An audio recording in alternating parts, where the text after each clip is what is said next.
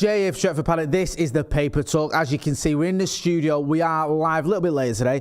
We are live, so get involved in the comments and the chat. Loads of stories to go through. Could be even some outgoings happening at Manchester United. A few players linked with a move away. Also, as well, someone back in training, as you've obviously gathered from the thumbnail. So I think we should just get straight back into it. Now, with this training, it doesn't look like he's back in Manchester United first team training. There's footage of him doing the rounds on social media of him training. You can see it there, him being put through his paces. I think one of the people who's with him there, sort of standing off the training session, is his dad as well. So he's been back in training. There's been lots of stories, reports, rumours this week that we're going to get an announcement. We had it in our news yesterday that there was going to be, or we expect, a Mason Greenwood announcement before Manchester United kick off their season on Monday against Wolves. So that is obviously this week if we're going to do it before Monday. You can see there he's in training, he is training. What's happening with him in Manchester United though? That is the $64,000 question. Obviously it's a very emotive subject. Some people want to see him back. Get involved in the comments, by the way. Some people don't. Either way, a decision has to be made.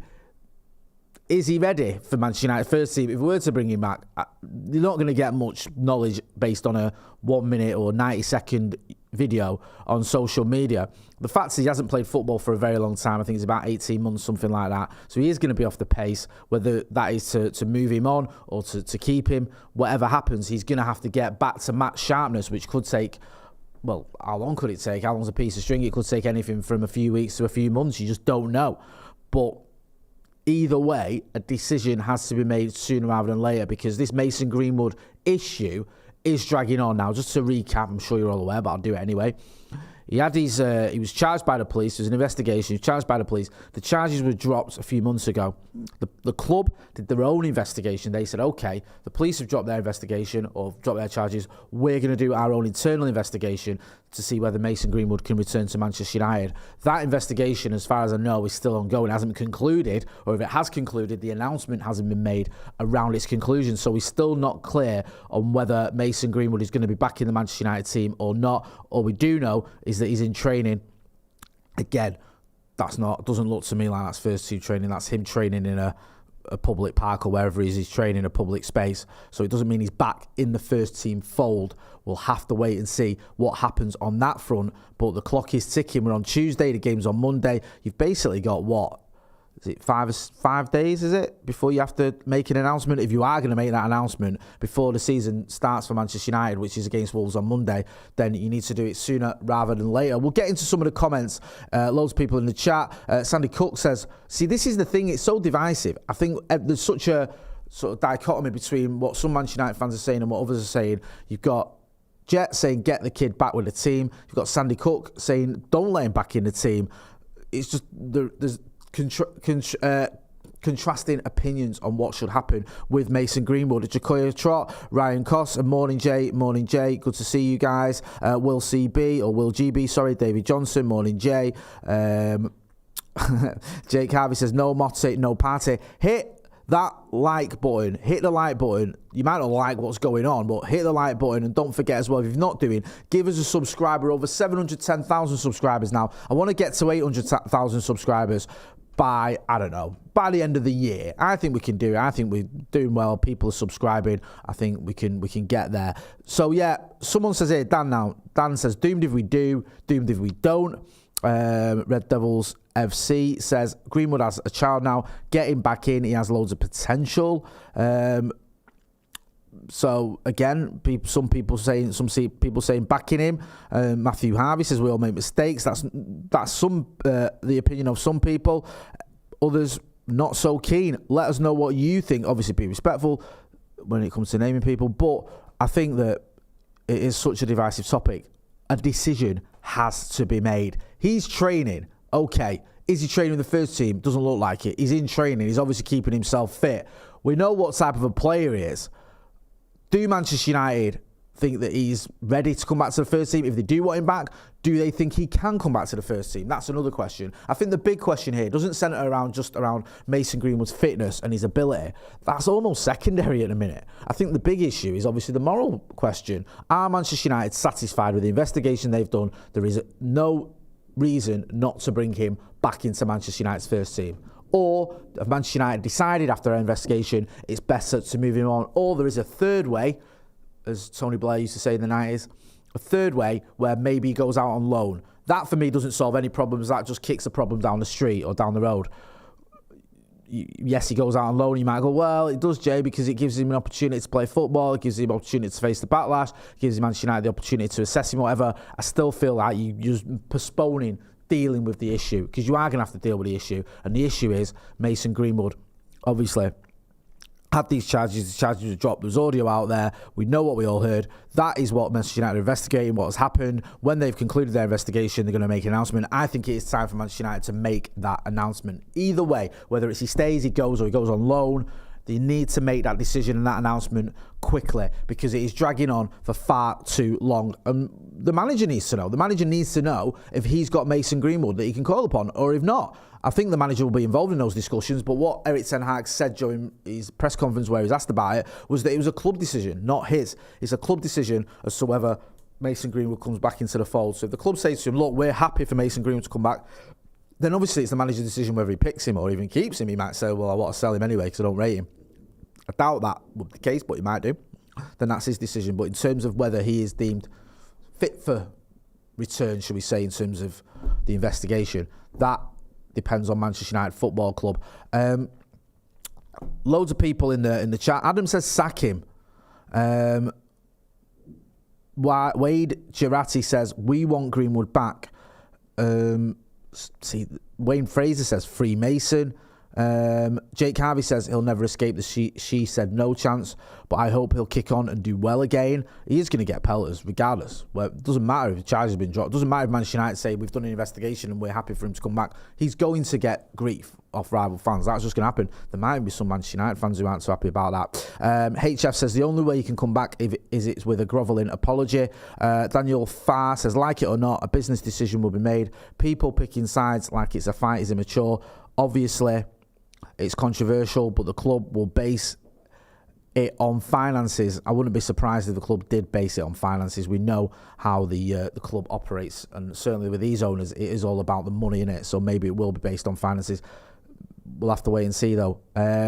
Right, let's move on. Let's talk about Dean Henderson. We've got this tweet from Fabrizio Romano. The Mason Greenwood thing will rumble on, and we'll keep you updated if there's any movement. Nottingham Forest will speak again to Dean Henderson, to Manchester United in the next days about Dean Henderson's deal, as there's still no agreement on the formula, but it's still on. Forest priority with Matt Turner, and the deal has been completed with Arsenal Medical too. So they've got Matt Turner, but they still want Dean Henderson. I was chatting to Dharmesh Sheth from Sky Sports earlier. That video is going to be out later on today, and he says, yeah, Forest obviously brought in Matt Turner, but they want two goalkeepers, so they want Dean Henderson as well. Now, the issue that he mentioned, and you can check out the video later, was around the sort of the amount of games he would have to play to make that deal permanent. I think Forest wanted it as a loan. United are saying, okay, if it is going to be a loan, then he needs to play some games, and then the loan move becomes permanent. Forest saying, okay, but it needs to be quite a lot of games for that to happen. So we'll see what happens on that. But it's not dead in the water. The fact that Nottingham Forest have bought Matt Turner doesn't mean they're no longer interested in Dean Henderson. They are. Fabrizio Romano saying that they are. So we'll have to wait and see what happens with that one. As always, we'll keep you posted if there is a move. It looks like Dean Henderson's done at Manchester United, doesn't it? He's not even involved, is he, in any of the discussions, any of the pre-season. I don't think he's featured. We've got Tom Heaton, you've you did have Nathan Bishop, who's obviously moved on.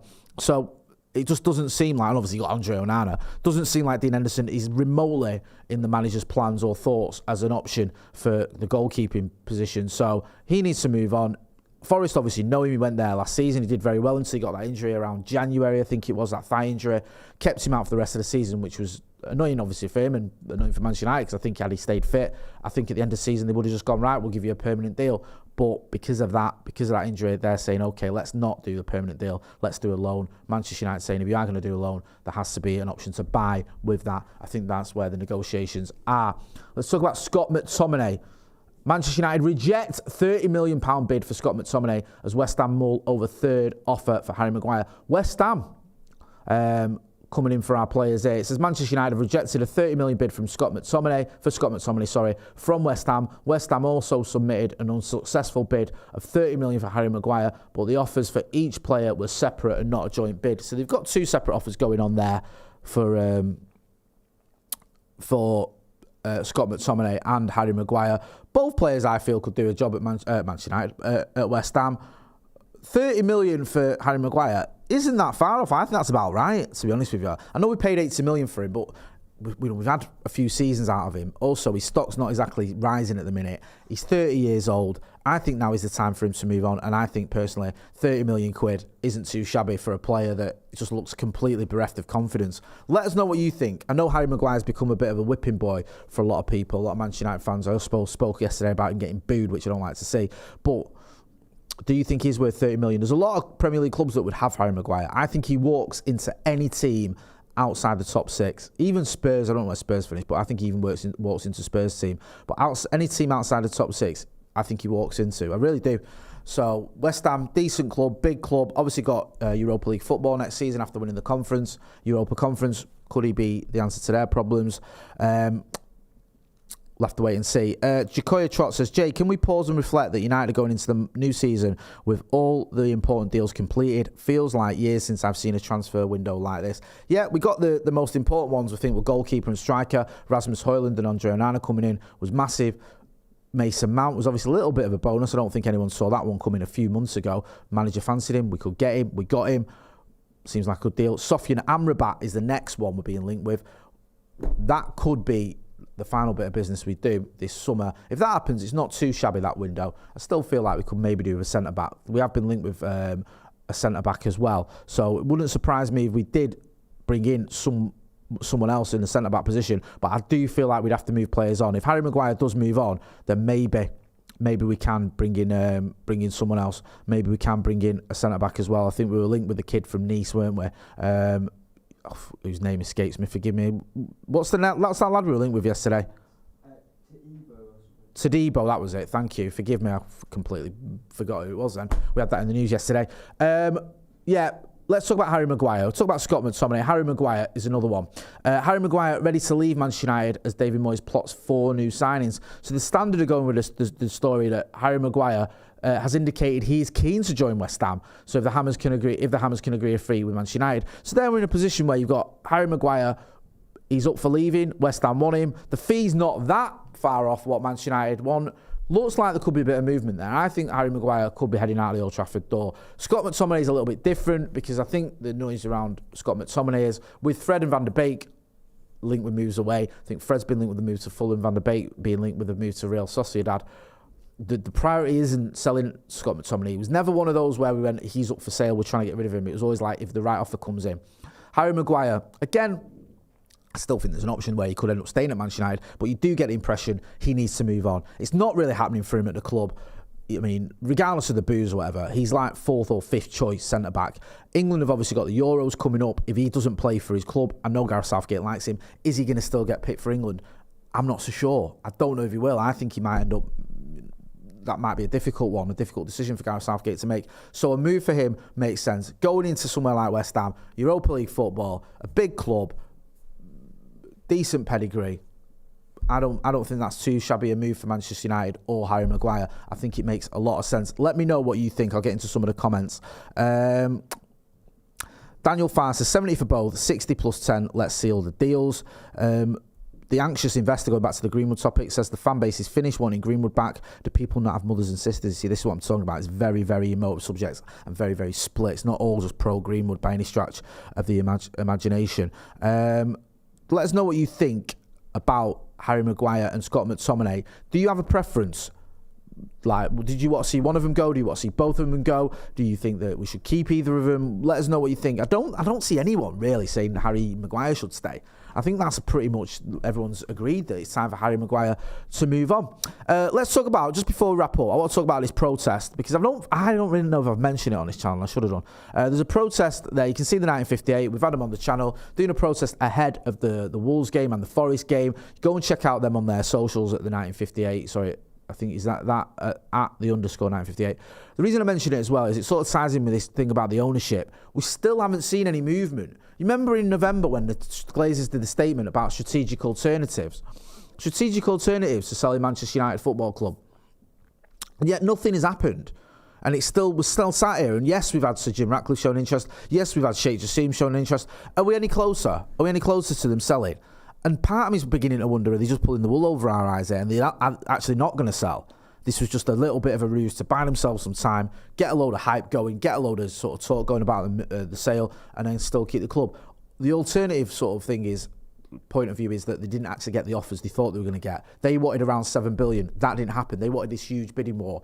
Yes, Sheikh Jassim and Sir Jim Ratcliffe have come in, but they've not gone massive on it. They have gone massive, but not to the extent the Glazers wanted. So that's why we're still in a position where the Glazers are still at Manchester United Football Club. That's why you've got the 1958 who've been organising protests, organising them for the Wolves games. It's sad we're still here. I honestly thought at one point, come the new season, we'd have new owners in place, and that's what you need and expect for Manchester United. You wanted that's what you want for Manchester United. You wanted new owners, regardless of whether you prefer Sheikh Jassim's bid or Sir Jim Ratcliffe's bid. I think the majority of people I spoke to, not everyone, but the majority of people were just like, you know what, just get the Glazers out. In fact, I think the vast majority of people want the Glazers out. I think there's some pushback on either of those two bids I've mentioned because of various reasons, but by and large, we wanted the Glazers gone. They're still here. I'm going to wrap it up there. If you've not done already, make sure you are subscribing to the channel. Give us a like as well. I know there's a lot of topics in there and subjects, especially the Greenwood thing, where you might not be happy about it either way. But hit like on this video because, you know what, we're here. We're bringing you the latest updates. We're going to have Damesh Seth from Sky Sports up on the channel later on. So make sure you are subscribing so you don't miss out on that and any of the other videos we've done. If you're not done already, go and check out the members section. There's some extra content there, including vlogs from the USA. I'm Motty. This has been The Paper Talk. Thanks for watching.